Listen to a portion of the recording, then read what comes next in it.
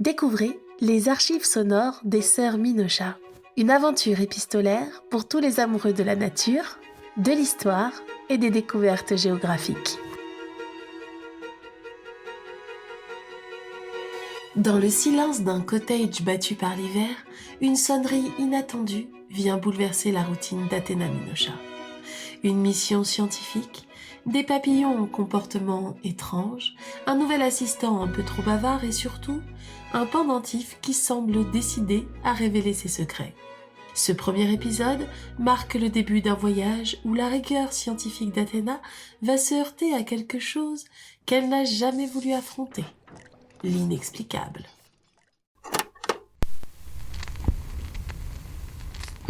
Et il s'est passé quoi ensuite ? Quand le téléphone du cottage d'Athéna a sonné ce matin-là, il était à peine 6 heures. L'aube perlait à travers les rideaux de lin, et dans la cheminée, un reste de braise ronronnait encore.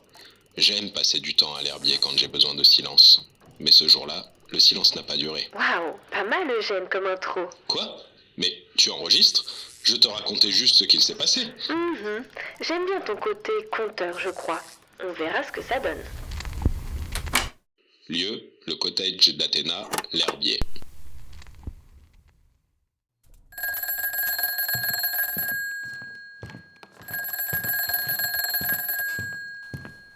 Bonjour, Athéna Minocha à l'appareil. Bonjour, docteur Minocha. Ici le Muséum d'Histoire Naturelle de Paris. Nous avons une mission urgente à vous confier. Oui, je vous écoute. Il s'agit de la réserve de biosphère de Michoacán au Mexique. La migration annuelle des papillons monarques a commencé. Nous avons besoin d'un naturaliste confirmé pour documenter les conditions de leur hibernation cette année. Il semble que certains phénomènes inhabituels aient été observés par les rangers locaux. Les Danaos plexipus ? Vraiment ? C'est merveilleux. Je rêve de les observer dans leur biotope depuis que j'ai lu l'étude de Brouwer en 2004. Vous n'imaginez pas. Leur balai dans les sapins aux yamels, les branches qui ploient sous leur poids. Un miracle vivant, si vous voulez mon avis. Nous sommes heureux de votre enthousiasme. Votre vol part demain soir. Mais il y a un léger contretemps. Un contretemps ? Votre assistant habituel, Octave, est tombé malade. Une forte grippe tropicale contractée sur le terrain au Suriname. Il est en repos forcé pour 15 jours. Nous pensions qu'il vous avait prévenu. Au Suriname, vous dites ? Non, il ne m'a rien dit. Ça ne lui ressemble pas. Est-ce qu'il va bien ? Il s'en remettra vite. En attendant, nous vous envoyons un remplaçant. Il vous attendra directement à l'aéroport. Un remplaçant ? Non, ça ne sera pas... Un certain Marius Delorme, un jeune naturaliste de terrain, très curieux, très motivé. Un excellent profil sur le papier. Il a récemment travaillé avec le musée de Berlin pour la cartographie des pollinisateurs d'altitude. Nous sommes sûrs que vous saurez trouver un bon équilibre ensemble. Je l'espère pour lui. Dans ce cas, merci. Bonne journée, mademoiselle Minocha.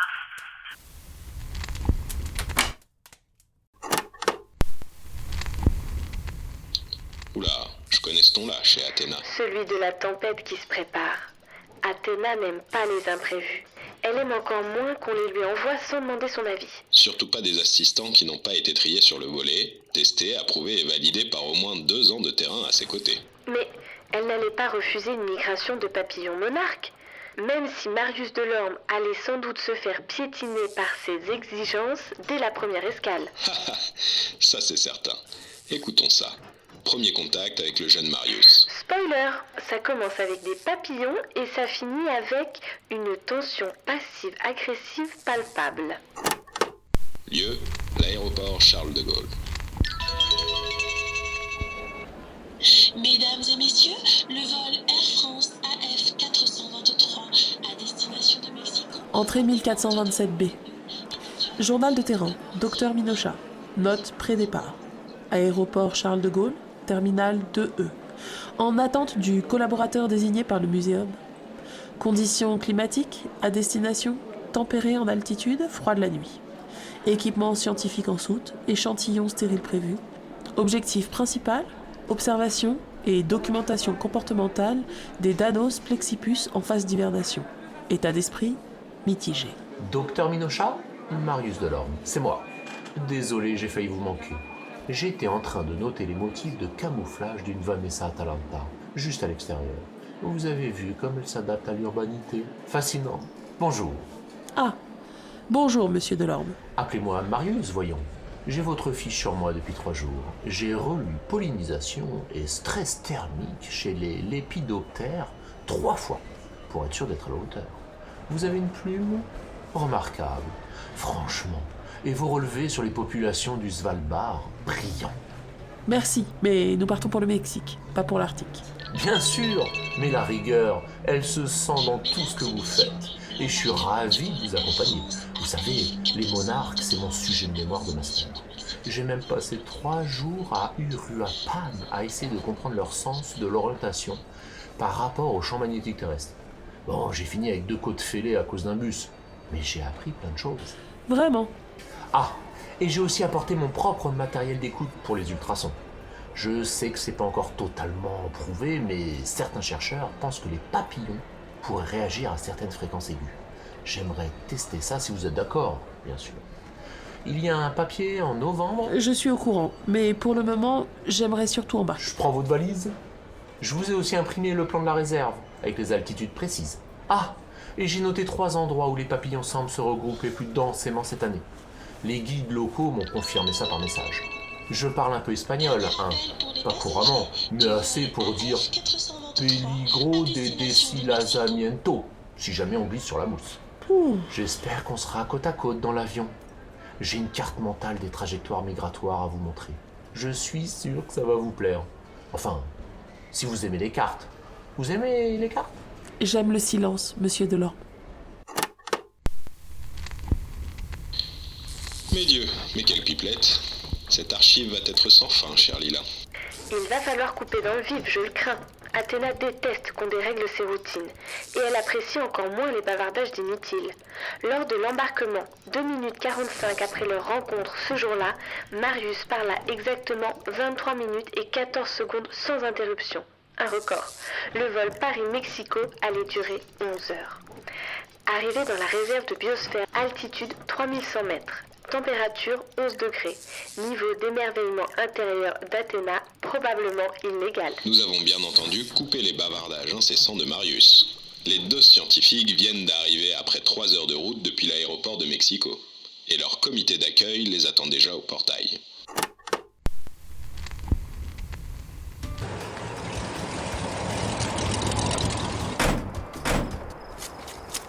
Bienvenidos.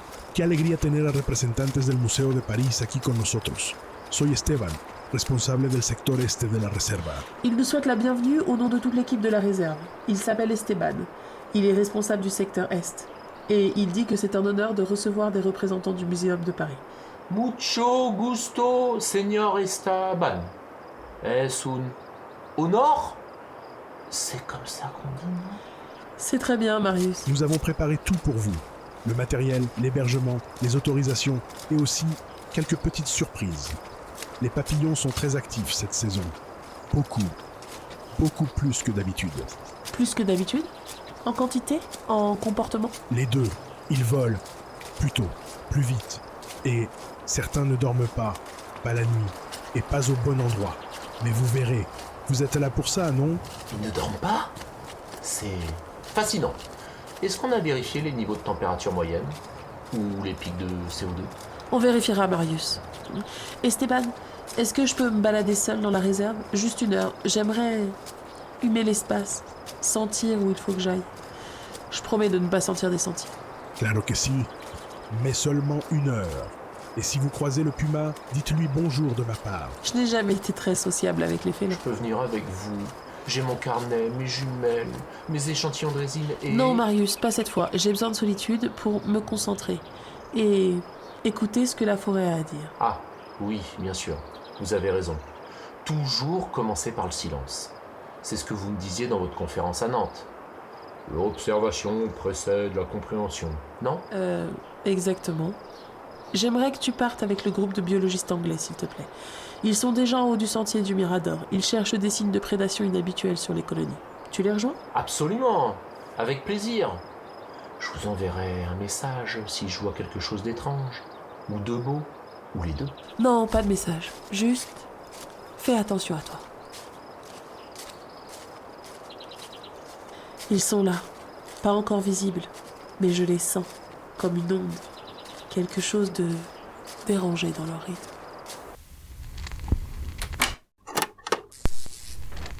Fin du segment 1427C. Athéna est seule. Marius découvre l'altitude et la patience britannique. Quand Athéna demande à être seule, ce n'est jamais pour rien. Ce n'est pas un caprice, ni même un besoin. C'est une méthode, une sorte de communion. Elle a ce don d'écouter ce que personne ne pense à entendre. Tu es doué, Eugène. Je crois que je vais te garder pour le podcast. Tu m'exaspères parfois, Lila. Entrée 1427D. Je suis sortie du sous-bois à 11h12. Latitude approximative 19,627 nord. Altitude 3160 mètres. La lumière s'est ouverte d'un coup, comme une paume immense, et devant moi, la prairie s'étend. Les œillets sont restés derrière. Ici, le ciel est nu. L'air sent la résine tiède et l'héliotropes sauvage. Je reconnais plusieurs espèces d'astères, des cosmos roses et là, du Blugleia globosa. C'est bien ça. Leur parfum sucré attire des dizaines de monarques. Des touffes de verveine pourpre courent le long des pierres. Sous mes pieds, Salvia mexicana. Leur bleu cobalt contraste avec l'ocre des chemins creux. Un colibri à gorge rouge rubis vient de passer. Un éclair entre les figuiers sauvages. C'est magnifique. Il y a quelque chose ici. Quelque chose de calme, mais tendu. Comme si la prairie retenait son souffle. Et maintenant, qu'est-ce qui se passe? Je le sens. Le pendentif, il pèse. On m'avait jamais fait ça avant. Depuis qu'on me l'a confié, j'ai évité de le toucher. Je me suis convaincue que c'était qu'un symbole, une superstition de plus à la Olympe. Mais là, je peux pas l'ignorer. Il est tiède. Oula, non, il chauffe. Comme si il reconnaissait l'endroit ou le moment. Wow. Ok, il s'allume. Une lumière violette, douce, presque vivante. Ok. C'est pas un reflet, c'est une réaction. À moi? À l'altitude? Ou à l'endroit? Il m'appelle. Pas avec des mots, pas avec un son, mais je le sens. Ok. Je crois que j'ai compris. Il est temps.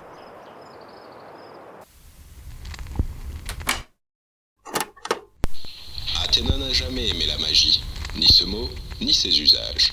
Mais ce jour-là, dans la prairie des monarques, la science a cessé de suffire, et elle a décidé d'ouvrir la porte. Je suis assise dans une clairière, orientée plein est. Le soleil glisse sur les longues tiges d'herbe mexicaines. Muhlenbergia ridija, si je ne me trompe pas. Je me tiens immobile depuis plusieurs minutes. Je crois qu'ils arrivent. Un spécimen vient de descendre à moins de 50 cm. Il plane, il n'y a pas de vent, et pourtant ses ailes tremblent doucement.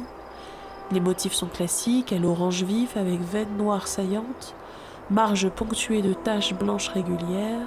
L'envergure doit être d'environ 9 cm. Un mâle. Je distingue les taches androconiales sur les ailes postérieures. Oh, je crois qu'il va se poser. Sur ma cuisse. Tu observes bien, Athéna, comme toujours. Ça, c'est pas possible. C'est une hallucination. Voilà, j'hallucine. Ok, je dois faire une hypoxie. Ou une réaction allergique. Bizarre, j'ai jamais été allergique à rien. Ne cherche pas à comprendre tout de suite. Tu n'es pas malade. Tu ne rêves pas. Tu m'entends parce qu'il est temps. Qu'est-ce que tu es? Vous, les humains, m'appelez Danos Plexipus. Mais ce nom n'est qu'un fragment, une étiquette. Je suis l'un de ceux qui portent la mémoire du ciel. Tu parles. Et moi, je t'entends. C'est biologiquement impossible. T'as pas de larynx, pas de corde vocale, ni de structure neuronale suffisante pour une telle communication. Je n'émets pas de son. Tu n'entends pas avec ton oreille. C'est ton esprit qui traduit. Le pendentif te sert de passerelle. Tu t'es ouverte, Athéna. Et nous avons attendu très longtemps que tu sois prêt. Pourquoi moi? Pourquoi maintenant? Parce que notre migration est en danger. Et parce que tu comprends ce que nous sommes. Et parce que pour comprendre ce que nous sommes, il faut écouter ce que nous avons toujours essayé de dire. Ok, alors, parle-moi. Commence par ce que je peux comprendre. Nous partons du sud du Canada et du nord des États-Unis à la fin de l'été. En août, nous volons vers le sud-ouest, en évitant les chaînes de montagnes, en suivant les vents porteurs. Mais ce n'est pas un seul papillon qui fait le voyage, c'est une lignée, une succession, 4 générations, parfois 5. Nous mourons, nous renaissons. Chacun reprend la route là où l'autre s'est arrêté. Et toujours, nous revenons ici, à ce sanctuaire, à ces sapins. Personne ne nous apprend le chemin, nous le portons en nous. Wow, mémoire génétique, instinct migratoire codé, c'est un mystère biologique depuis des décennies, mais ce que tu dis, c'est pas seulement de l'instinct, c'est de la mémoire vivante. Exactement. Notre espèce a vu des continents changer, les forêts brûler, les étoiles s'éloigner. Nous savons ce que les autres oublient. Et parfois, rarement, un être humain est prêt à entendre, à partager. Je suis là, je t'écoute. Premier contact officiel. Communication établie entre Athéna Minocha et un représentant de l'espèce Danaus plexippus. Mais c'est complètement incroyable. Elle est rentrée en communication avec une autre espèce. Oui. Comment? Le pendentif, Eugène. Il faut suivre. J'ai compris ça, Lila. Mais comment, nous, on a pu l'entendre dans l'enregistrement? Ah, ça... Excellente interrogation, Eugène. Nous avons développé avec Perséphone un dispositif d'écoute par conduction auriculaire à vibration résonante externe.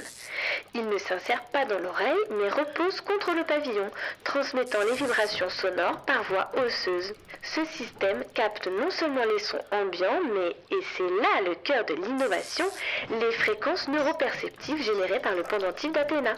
D'accord. Donc, tu veux dire que t'as mis un micro magique sur son oreille? Pas exactement. Le pendentif d'Athéna traduit les signaux électromagnétiques émis par les animaux en une forme d'onde cérébrale qu'elle seule peut percevoir. Notre dispositif enregistre ces ondes secondaires grâce à une interface neurovibratoire, puis les reconvertit en spectre audio standard. Donc, un traducteur pour la langue des bêtes, branché à une boîte à son magique, le tout en Bluetooth osseux. En simplifiant outrageusement, oui. Eh ben voilà.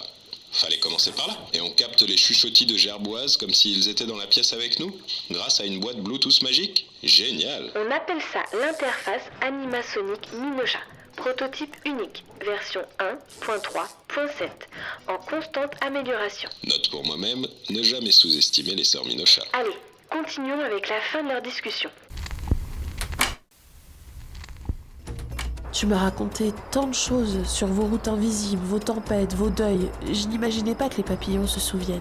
Nous nous souvenons, oui, mais nous ne conservons rien pour nous. Chaque battement d'aile est une offrande. Chaque migration est un récit qui cherche un écho. Et aujourd'hui, cet écho, c'est toi. Pourquoi maintenant? Pourquoi me faire entendre tout ça aujourd'hui? Parce que les saisons changent trop vite. Parce que les forêts se taisent. Parce que l'équilibre s'effrite et que peu savent encore l'entendre.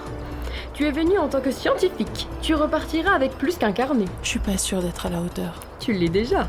Mon voyage est encore long, et mes ailes doivent sentir à nouveau le vent. Mais souviens-toi, Athéna, nous sommes tous liés dans cet équilibre fragile qu'est la nature. Protège-la, elle te le rendra au centuple. Je m'en souviendrai, je te le promets. Athéna est restée assise longtemps. Le dictaphone enregistrait toujours, mais elle ne disait plus rien. C'est parfois ce que l'on ne dit pas qui résonne le plus longtemps. Lieu, l'herbier. Qu'est-ce que c'est que ça encore? Ce que tu cherches est bien plus grand que ce que tu imagines. Fais attention à tes alliés. Oh. Super, encore une énigme. Encore un message cryptique sans expéditeur. Journal de terrain. Entrée 1427F, ou plutôt journal de retour. Je suis rentrée au cottage, il fait gris. Tout est comme avant. Et pourtant, je suis pas revenue seule. Je ne peux plus nier ce qui s'est passé. Un papillon m'a parlé. Non, enfin, pas parlé. Il m'a transmis quelque chose, un savoir, une présence. Le pendentif a réagi, il fonctionne. C'est pas un truc décoratif, c'est pas symbolique. C'est réel. Et ça change tout. Et maintenant, un mot sur le pas de ma porte? Pas signé, pas daté?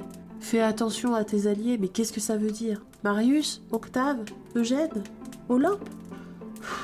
Octave me manque. C'est ridicule, je sais. Il n'est absent que depuis 10 jours. Mais je me rends compte à quel point sa présence me stabilise. On a notre rythme, notre façon de penser à deux. C'est un bon assistant. Avec lui, je sais où j'en suis. Là, je sais même pas par où commencer. Bon, je vais faire ce que je sais faire. Je vais reprendre la main. Je vais envoyer ce fichu message à toutes les compagnies maritimes, tous les navires de recherche, de croisière ou d'exploration qui sont actuellement en mer. Pas de magie, pas d'énigme. Juste des données, des humains, des positions GPS. C'est là que je commencerai. Parce qu'un papillon m'a parlé, et parce que la lettre d'Olympe ne me semble plus si folle.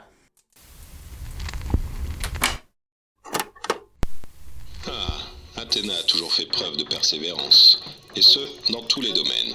Si quelqu'un doit mettre la main sur Olympe, ce sera elle à n'en pas douter.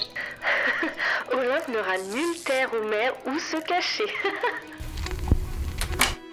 Athéna croyait partir observer une migration. Elle revient avec un fardeau bien plus lourd, un message, un artefact éveillé, et la preuve que le monde n'est pas seulement régi par les lois de la science. Mais si un papillon peut lui parler, que cache encore ce pendentif? Et surtout, de qui doit-elle vraiment se méfier?